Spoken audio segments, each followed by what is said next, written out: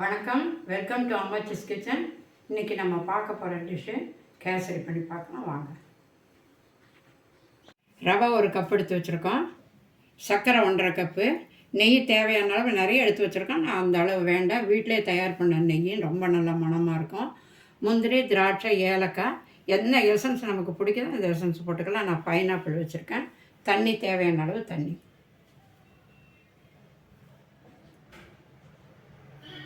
இப்போ கடாயை அடுப்பில் வச்சுட்டோம். நல்லா சூடு ஏறிடுச்சு. இந்த டயத்தில் நெய் கொஞ்சம் போட்டுடலாம்.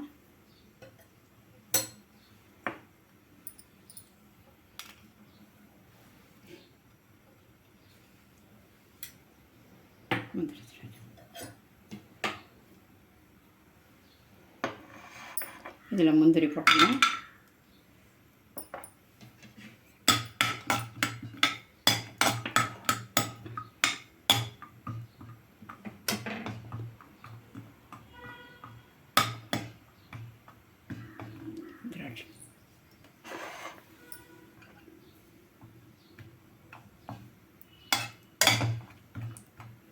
திராட்சை இதிலே போட்டுக்கலாம்.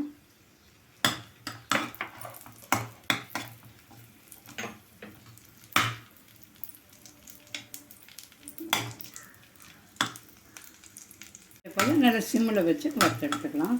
நான் இந்த முந்திரி பருப்பு வந்து முழுசாக போட்டிருக்கேன், அப்புறம் உடச்சிக்கலாம்.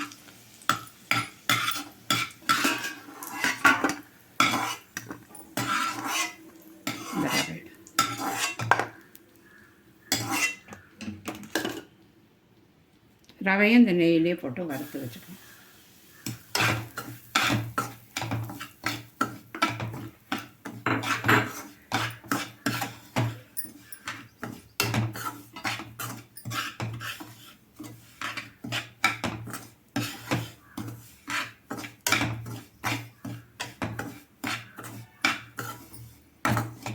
போதும். ரவை இப்போ வர ரவை எல்லாமே ரோஸ்டட் தான். நம்ம இருந்தாலும் இன்னும் கொஞ்சம் வறுத்து நல்லா சவக்க கொஞ்சம் மணம் வர வரைக்கும் வறுத்து எடுத்து வச்சுட்டா நல்லா மெதுன்னு நல்லாயிருக்கும். நல்லா மணம் வந்துடுச்சு. இப்போ நிறுத்திடலாம். அடுப்பு சிம்மில் வச்சு தான் வறுத்துட்ருக்கேன்.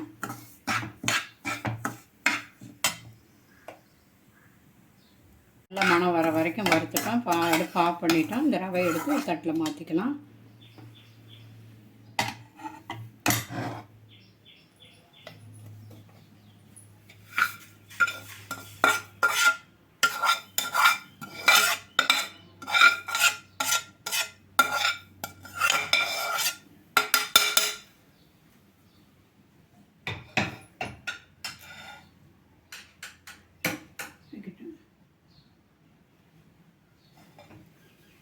ரவை கொஞ்சம் நல்லா கொஞ்சம் ஆற விட்டுறலாம். ஆறணும்னு அவசியம் இல்லை, கொஞ்சம் அப்படியே இருந்தால் நல்லாயிருக்கும்.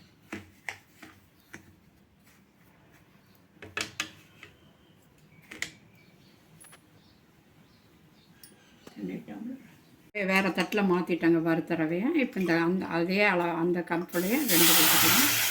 நல்லா தண்ணி கொதிக்கட்டும்.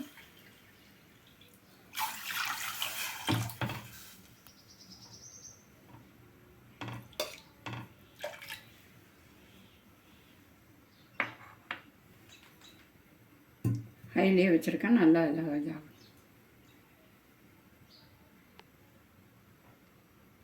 கொதிக்கட்டும்.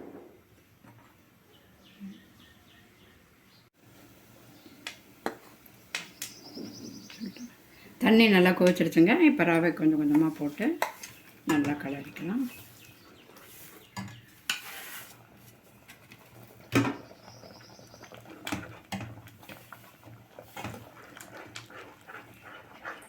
இப்படி வறுத்துட்டோன்னாக்கா கட்டி ஆகாது, அதுக்காக தான் வறுக்க சொல்கிறது. சிம்மிலே வச்சு செய்யலாம்.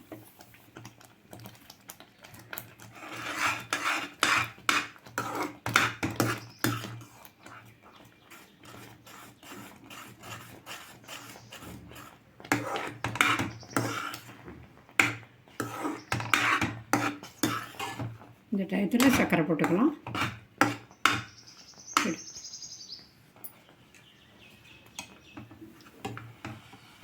இந்த மாதிரி கெட்டியாகிற டயத்தில் சர்க்கரையும் போட்டுடலாம். அப்போ தண்ணி கொஞ்சம் இழக்கும், அப்போ சரியாக இருக்கும்.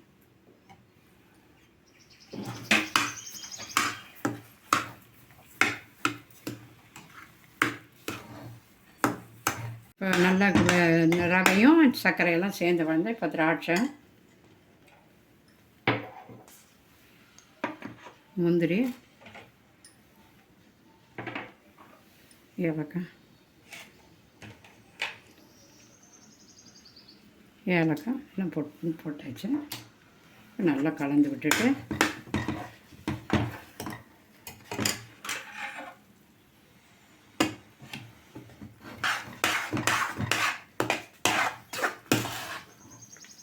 அப்புறம் நெய் போடலாம்.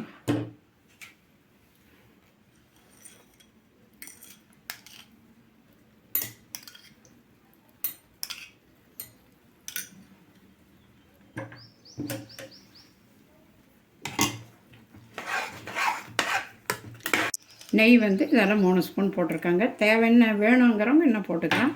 அதுக்கப்புறம் இந்த எசன்ஸை கொஞ்சம் ஊற்றிடலாம். பைனாப்பிள் இது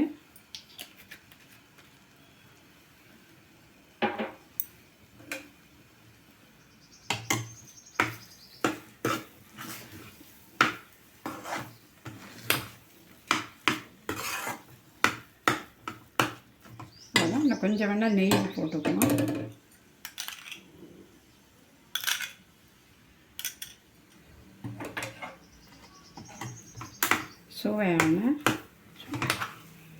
சுவையான பைனாப்பிள் கேசரி ரெடி.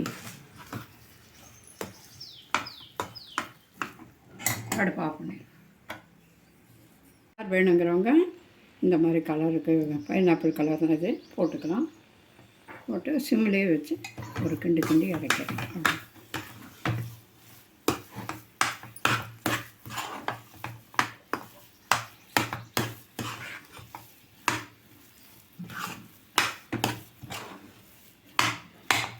பாருங்க, கட்டியெல்லாம் ஒன்றும் இல்லாமல் நல்லா வந்திருக்கு. அவ்வளோதான். கடுப்பை ஆஃப் பண்ணிடுங்க.